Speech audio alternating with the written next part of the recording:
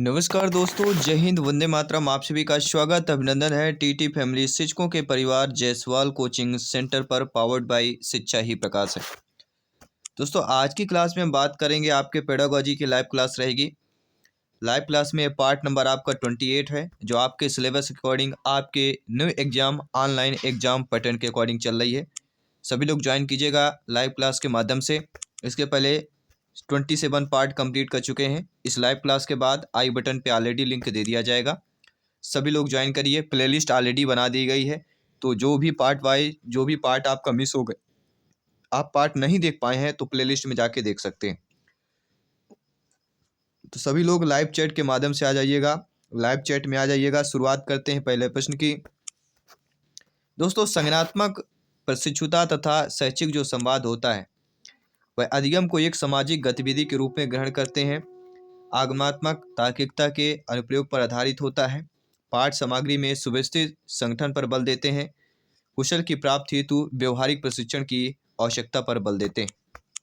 तो संज्ञानात्मक प्रशिक्षुता तथा जो शैक्षिक संवाद होता है, यह आपके किससे संबंधित हो जाता है? तो यह आपके अधिगम को एक सामाजिक गतिविधि के रूप में ग्रहण करते हैं। पहला ऑप्शन सही हो जाएगा। अगला, डाल्टन शिक्षण विधि का विकास किसने किया? Froebel, W.H. Kilpatrick, miss Helen Parkhurst या डाल्टन ने किया? सभी कमेंट कीजिएगा। दोस्तों, जब भी हम डाल्टन शिक्षण विधि की बात करते हैं, तो सभी लोग जानते हैं मिस हेलेन पार्कहर्स्ट की बात करते हैं।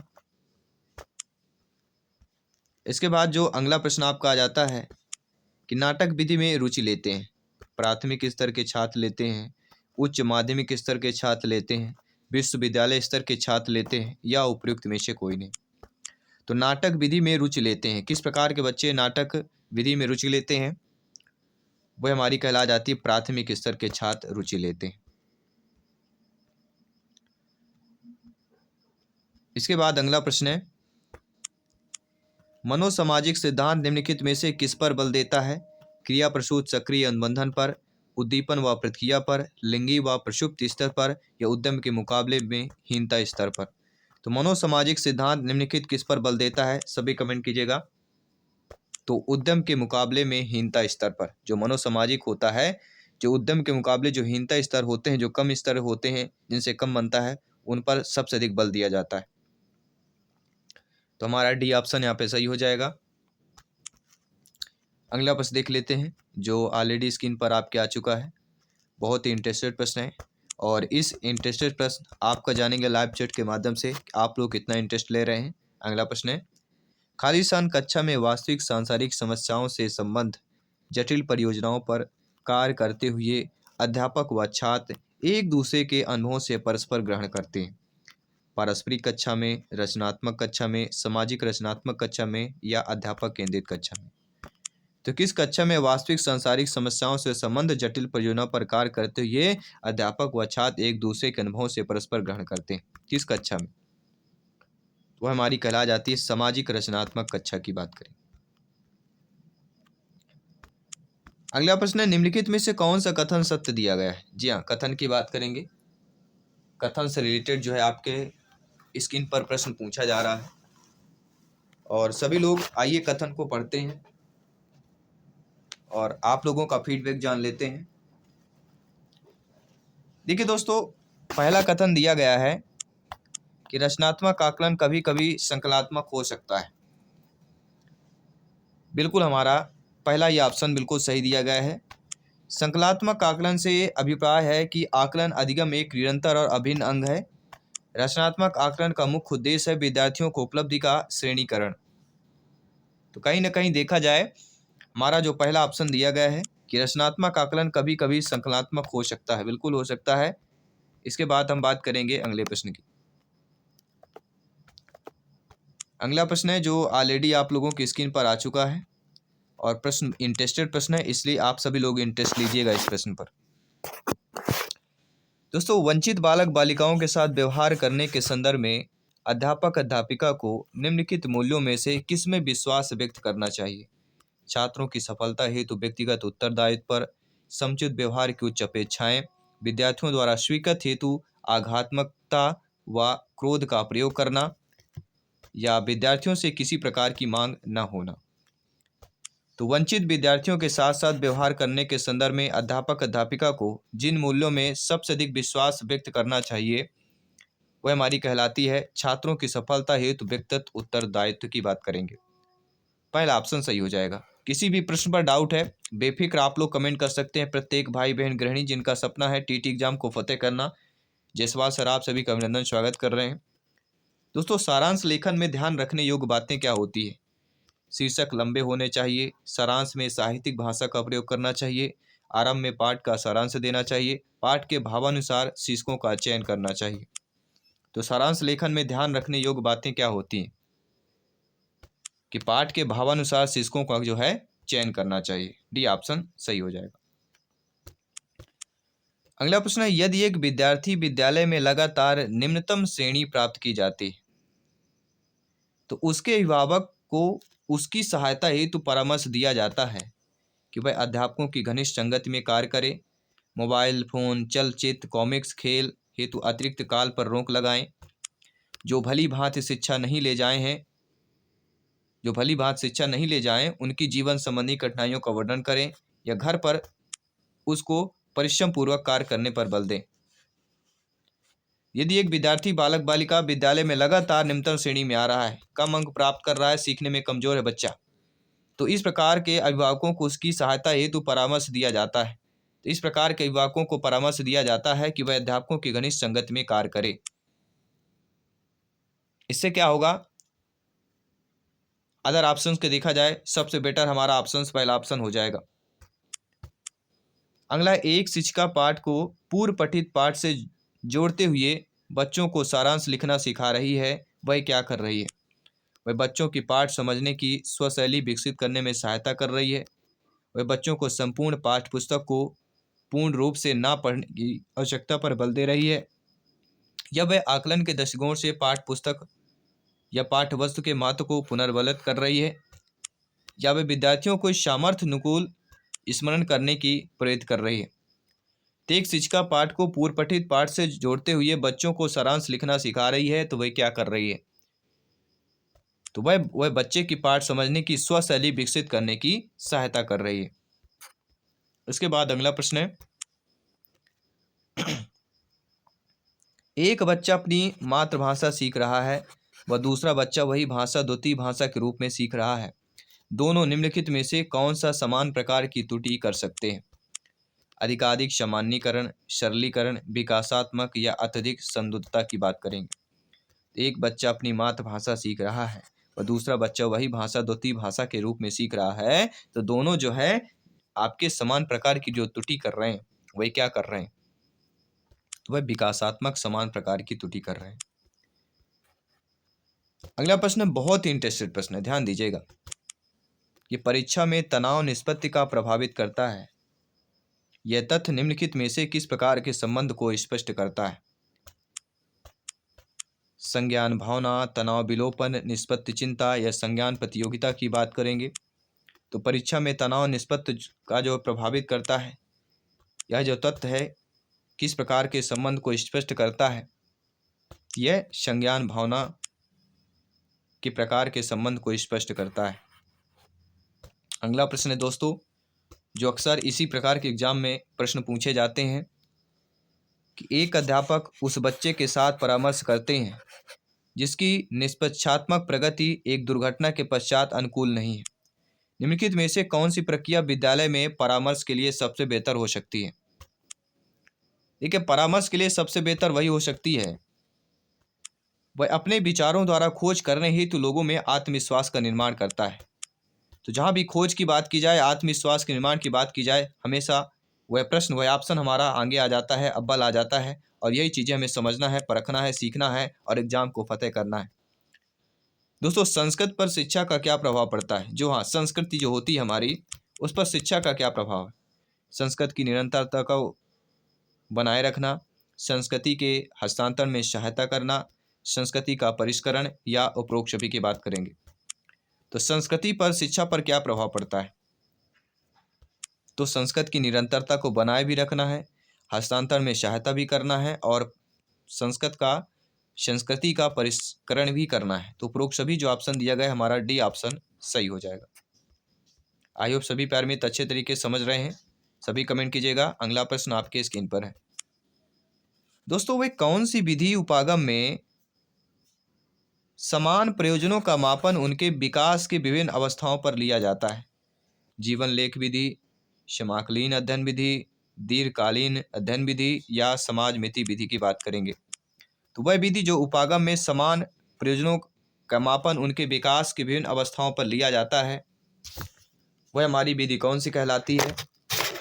वह विधि हमारी दोस्तों समाकलीन अध्ययन विधि की बात करेंगे। बी ऑप्शन की बात करेंगे। अगला प्रश्न है कि उपचारात्मक शिक्षण की सफलता निर्भर करती है समय व अवधि पर, समस्याओं के कारणों की सही पहचान पर, उपचारात्मक शिक्षण सामग्री पर या भाषिक नियमों के ज्ञान पर। तो उपचारात्मक शिक्षण की सफलता किस पर निर्भर करती है? सभी कमेंट कीजिएगा। और वह कहलाती है दोस्तों समस्याओं के कारणों की सही पहचान। बी ऑप्शन आपका सही हो जाएगा। अगला प्रश्न है सीखने की प्रक्रिया में अभिप्रेरणा क्या होती है? बच्चों में सीखने के प्रति रुचि का विकास करती है, बच्चों की स्मरण शक्ति को मजबूत करती है, बच्चे को एक दिशा में सोचने की योग्यता को विकसित करती है, पीछे सीखे हुए को नए अधिगम में अलग करती है। तो सीखने की प्रक्रिया में अभिप्रेरणा क्या होता है? तो सीखने की प्रक्रिया में जो अभिप्रेरणा होती है वे बच्चों की स्मरण शक्ति को क्या करती है? मजबूत करती है। बी ऑप्शन साथियों सही हो जाएगा। अगला प्रश्न है कि निम्न में से कौन सा उदाहरण बंडूरा के अवलोकन आधारित अधिगम का नहीं है? बंडूरा का जो अवलोकन आधारित अधिगम है उस पर दोस्तों आपका विद्यार्थियों द्वारा केचुए के विच्छेदन को सीखना, क्रिकेट का उत्साह, सामाजिक अध्ययन के प्रति नापसंदगी, ये तीनों आपके बंडूरा के अवलोकन आधारित अधिगम है। लेकिन स्कूल की घंटी बजने पर अपने बस्ते बंद कर लेना, यह उदाहरण बंडूरा के अवलोकन आधारित अधिगम का नहीं है। तो अकॉर्डिंग टू क्वेश्चन हमारा डी ऑप्शन सही हो जाएगा। इसी के साथ ही आपका अगला प्रश्न है कि अधिगम को प्रभावित नहीं करने वाले कारक कौन कौन से हैं? विषय वस्तु की प्रकृति, खोज, प्रेरणा या अधिगम विधि की बात कर रहे हैं। तो अधिगम को प्रभावित नहीं करने वाले कारक बताना है, यानी ये भी हमें मालूम होना चाहिए कि अधिगम को प्रभावित करने वाले कारक कौन कौन से होते हैं। वह होता है विषय वस्तु की प्रकृति, खोज और प्रेरणा होता है। लेकिन अधिगम विधि जो है यह अधिगम को प्रभावित करने वाली कारक नहीं है। इसलिए अकॉर्डिंग टू क्वेश्चन हमारा डी ऑप्शन सही हो जाएगा। नो डाउट प्रत्येक अध्यापक अध्यापिका, प्रत्येक टीचर्स प्रत्येक प्रश्न को आप लोग अच्छे तरीके से समझ रहे हैं, फीडबैक कर रहे हैं।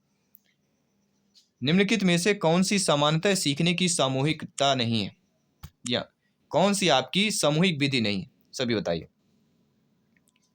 क्या वह परिचर्चा है, कार्यशाला है, प्रेक्षण है या सम्मेलन है? इनमें से जो समानतः सीखने की सामूहिक विधि जो कहलाती है वह हमारी परिचर्चा, कार्यशाला और सम्मेलन विधि होती है। लेकिन प्रेक्षण जो विधि है यह समानतः सीखने की सामूहिक विधि नहीं कहलाती है। इसलिए अकॉर्डिंग टू क्वेश्चन आपका सी ऑप्शन यहाँ पे सही हो जाएगा। अगला प्रश्न है अधिगम नियोग्यता वाले बच्चों की प्रगति का निरीक्षण करने के लिए निम्नलिखित में से कौन सी सबसे उपयुक्त है? व्यवहार रेटिंग स्केल की बात करेंगे, व्यक्ति केस अध्ययन विधि की बात करेंगे, घटना वृत्त अभिलेख वास्तविक रिकॉर्ड की बात करेंगे, संरचित व्यवहार परक अवलोकन की बात करेंगे। अधिगम नियोग्यता वाले बच्चों की प्रगति का निरीक्षण करने के लिए जो सबसे उपयुक्त आपकी हो जाती है वह कहलाती है संरचित व्यवहार परक या अवलोकन की बात करेंगे। तो नो डाउट यहाँ पे डी ऑप्शन सही हो जाएगा। इसके साथ ही अगला प्रश्न है जो बेस्ट प्रश्न है आपके एग्जाम के दृष्टि से देखा जाए तो, कि अधिगम नियोग्यता वाले शिक्षार्थियों द्वारा एक पूर्ण और उत्पादक जीवन जीने के अवसरों को बढ़ाने का सबसे सही तरीका क्या होता है? देखिए दोस्तों, अधिगम नियोग्यता वाले शिक्षार्थी बालक बालिकाओं द्वारा एक पूर्ण और उत्पादन जीवन जीने के अवसरों को बढ़ाने का तरीका सबसे बेस्ट तरीका जो होता है वह आपका होता है विविध कौशलों और युक्तियों का शिक्षण करना, जिसे सभी संदर्भों में लागू किया जा सकता है। डी ऑप्शन आपका सही हो जाएगा। इसके साथ ही अगला प्रश्न है बंडूरा के सामाजिक अवलोकन पर आधारित अधिगम में निम्नलिखित में से कौन सी प्रक्रिया होती है? तो बंडूरा के जो सामाजिक अवलोकन पर आधारित जो अधिगम का सिद्धांत है इनमें से जो प्रक्रिया हमारी होती है वह सार को दोहराना है, स्वचिंतन है, प्रतिधारण है या पुनरावृत्ति है। बंडूरा के सामाजिक अवलोकन पर आधारित अधिगम सिद्धांत जो कौन सी प्रक्रिया की होती है, तो वह हमारी कहला जाती है प्रतिधारण। जी हाँ, सी ऑप्शन सही हो जाएगा। अगला प्रश्न है, निम्नलिखित में से कौन से अधिगम को आपका करने के लिए सर्वाधिक उचित होता है? तो अधिगम को अधिकतम करने के लिए जो सर्वाधिक हमारा उचित हो जाता है वह हमारा कौन सा हो जाता है? वह शिक्षिका को अपनी संज्ञानात्मक शैली के साथ साथ अपने शिक्षार्थियों की संज्ञानात्मक शैली की पहचान करनी चाहिए। यहाँ पे आप लोगों का बी ऑप्शन ऑलरेडी सही हो जाएगा। इसके साथ ही हम बात करेंगे आपके अगले प्रश्न की। अल्बर्ट बंडूरा के सामाजिक अधिगम सिद्धांत के अनुसार निम्न में से कौन सा सही दिया गया है? कि खेल अनिवार्य है और उसे विद्यालय में प्राथमिकता या प्राथमिक दी जानी चाहिए। बच्चों के सीखने के लिए प्रतिरूपण मॉडलिंग का एक मुख्य तरीका है। या अनसुलझा संकट बच्चे को नुकसान विकास से स्वतंत्र है। या संज्ञानात्मक विकास सामाजिक विकास से स्वतंत्र है। तो अल्बर्ट बंडूरा के सामाजिक अधिगम सिद्धांत के अनुसार जो हमारा सही यहाँ पे दिया गया है वह यह दिया गया है कि बच्चों के सीखने के लिए प्रतिरूपण या मॉडलिंग का एक मुख्य तरीका है। बी ऑप्शन सही हो जाएगा।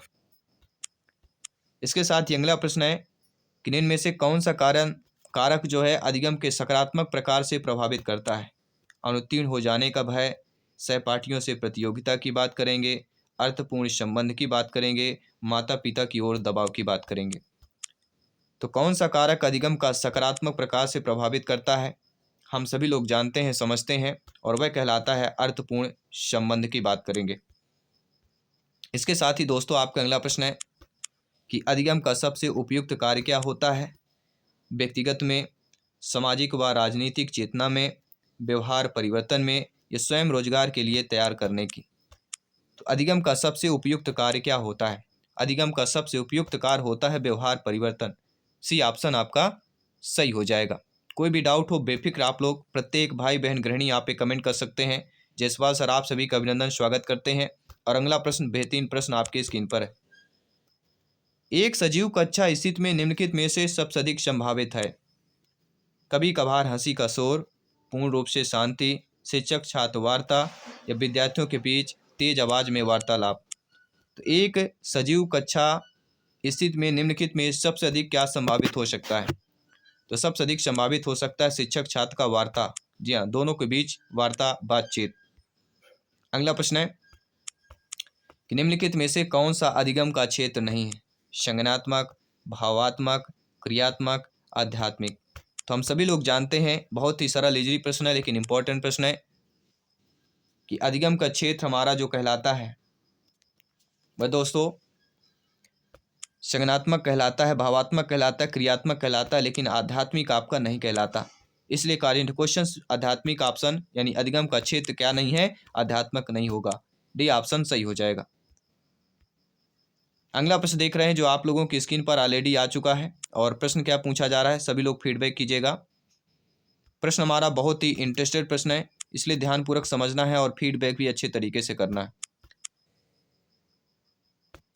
कि बच्चों में सीखने और सुनने के लिए अधिगम योग्य वातावरण के लिए निम्नलिखित में से कौन सा उपयुक्त दिया गया है? शिक्षार्थियों को यह छूट देना कि सीखना और कैसे सीखना है, एक लंबे समय के लिए निष्क्रिय रूप से सुनना, निरंतर गृह कार्य देते रहना, या सीखने वाले द्वारा व्यक्तिगत कार्य करना। तो बच्चों में सीखने और सुनने के लिए अधिगम योग्य वातावरण के लिए निम्नलिखित में से कौन सा उपयुक्त होगा? शिक्षार्थियों को यह छूट देना कि सीखना और कैसे सीखना है, एक लंबे समय के लिए निष्क्रिय रूप से सुनना, निरंतर गृह कार्य देते रहना, और सीखने वाले द्वारा व्यक्तिगत कार्य देना। यह आप सभी के लिए मॉक क्वेश्चन के रूप में प्रश्न दिया जा रहा है। इस प्रश्न का उत्तर फीडबैक आपको कमेंट बॉक्स में बताना है, फीडबैक करना है। साथ ही साथ इस 30 प्रश्न हमने जो किया, इस 30 में से आपने कितना फीडबैक किया, आपने कितने स्कोर किया, ये भी आपको कमेंट बॉक्स में अवश्य करना है। और बाकी सभी क्लासेस चल रही हैं हमारी डेली, हमारी पेडागोजी की 7 PM में लाइव क्लास होती है।